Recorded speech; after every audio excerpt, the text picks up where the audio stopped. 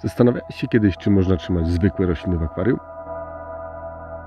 Zabierzmy się za to profesjonalnie. Najpierw mały research. Następnie całość jeszcze przemyślimy na spokojnie. I lecimy. Zaczynamy od zwykłego trawnika. I skalpelem z aptekarską precyzją wycinam kawałek do mojego akwarium.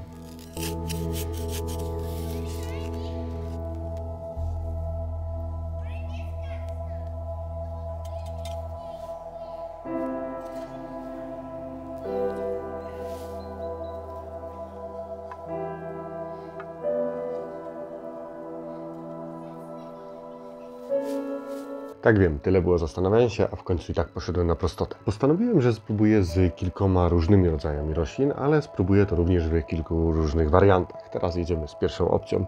Pierwsza opcja, czyli zwykły, najzwyklejszy trawnik. Tym będzie świecić lampka 5W. Zobaczymy, jak to będzie sobie radzić. Dzisiaj zaleję to wodą i sprawdzimy, jak to będzie się zachowywać, czy rośliny się zaadoptują do nowego środowiska i o ile się zaadoptują, jak długo to będzie trwało. A jeżeli się nie zaadoptują, to po jakim czasie padną. Lecimy. Niestety stało się to szybciej niż oczekiwałem, bo trzeci dzień, a już muszę robić pierwszą aktualizację. Woda zrobiła się w zbiorniku dość mętna. Na filmie może tego aż tak nie widać, ale w rzeczywistości naprawdę ona nie wygląda zbyt dobrze. Dzisiaj mam zamiar wziąć i dorzucić filtr. Filtr, który miałem rzucić od razu na początku, nie wiem czemu tego nie zrobiłem. I dodamy również tam do środka troszeczkę życia pierwszych mieszkańców, czyli ślimaki. Ślimaki będą dbały o to, żeby w zbiorniku były lepsze warunki.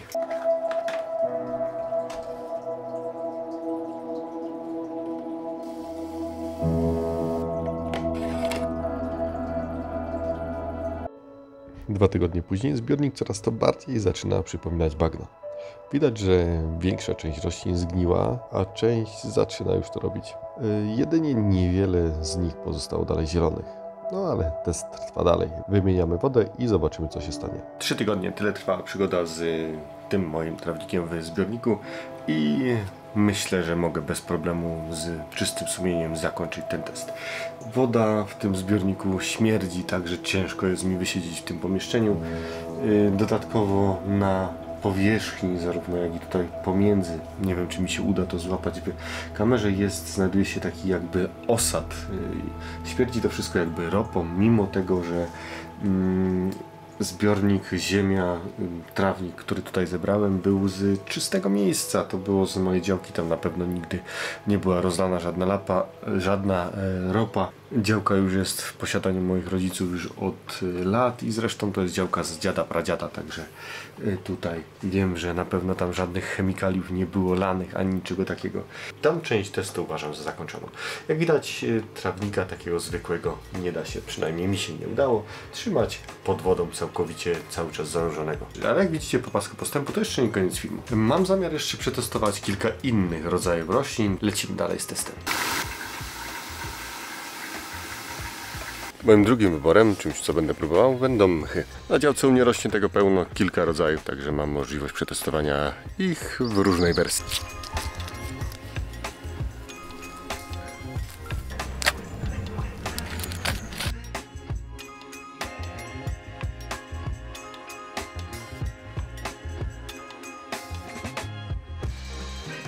Wszystkie te, które udało mi się znaleźć u mnie lokalnie na działce.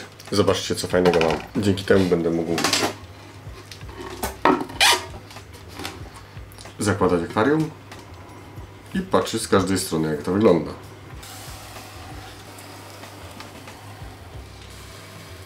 Aranżacja, którą wymyśliłem tutaj, będzie prosta. Coś w rodzaju znalazłem. Udało mi się znaleźć kilka ładnie porośniętych kamieni.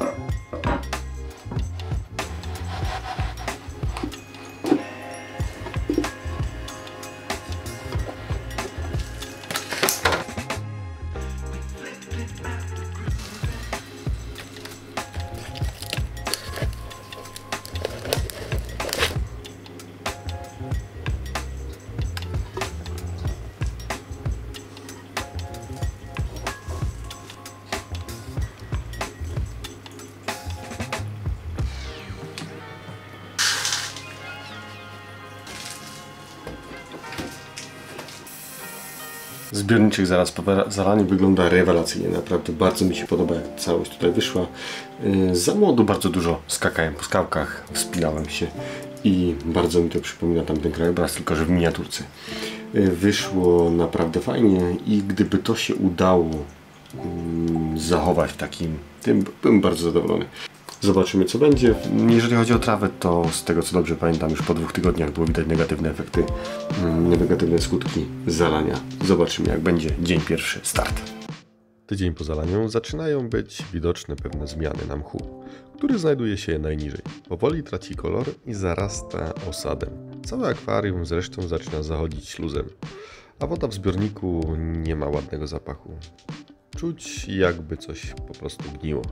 Poza przetestowanymi roślinami można by spróbować jeszcze z jakimś drzewem, zasadzić je w akwarium i zobaczyć, jak będzie sobie tam radziło. Jednak z tego, co się orientuję, to gatunki, do których tutaj akurat mam dostęp, które u nas rosną, nie przetrwają w wodzie powyżej 6 tygodni. Dlatego odpuszczę ten temat. Po jakichś 4 tygodniach zbiornik zaszedł glonem, muszę go wziąć, przeczyścić i dość spora część tych mchów zgniła. Muszę również wziąć to, wyrzucić, bo wątpię, żeby cokolwiek z tego było. Chociaż w sumie, żeby eksperyment był jak należy, to zostawię to, zobaczymy, czy to zgnije całkowicie, czy też będzie. Teraz wymienimy wodę i przeczyścimy te szyby, żeby to jakoś wyglądało lepiej.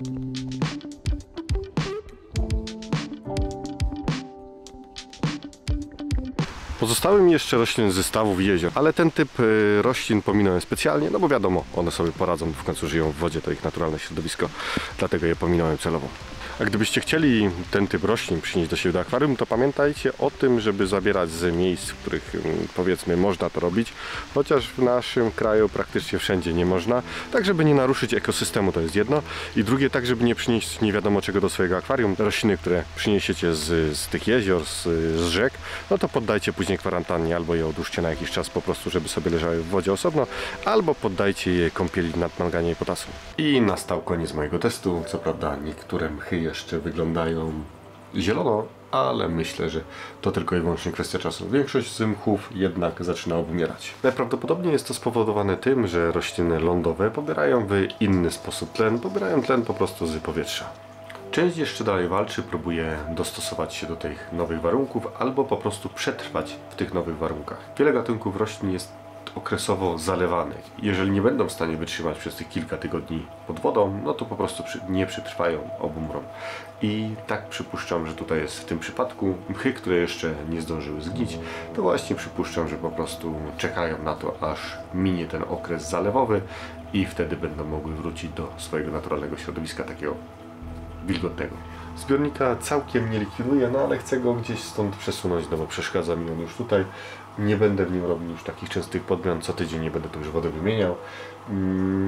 Chcę się zająć zakładaniem tego paludarem, który jest z tyłu. To mi przeszkadza, nie wiem, gdzieś tam go upchnę na tą półkę z tymi moimi pojemnikami, z sadzonkami. I podsumowując, jeżeli chcielibyście tylko i wyłącznie na chwilę założyć taki zbiornik, to myślę, że nie ma problemu, można użyć takiego mchu. Jednak po kilku tygodniach należy się z tym liczyć, że wszystko zacznie obumierać i warunki panujące w tym akwarium będą bardzo złe. Jeżeli będzie tam jakiekolwiek życie, to będziemy je bardzo męczyć. Na koniec zapraszam oczywiście do pozostawienia łapki w górę i do subskrybowania kanału. Pozdrawiam serdecznie, hej!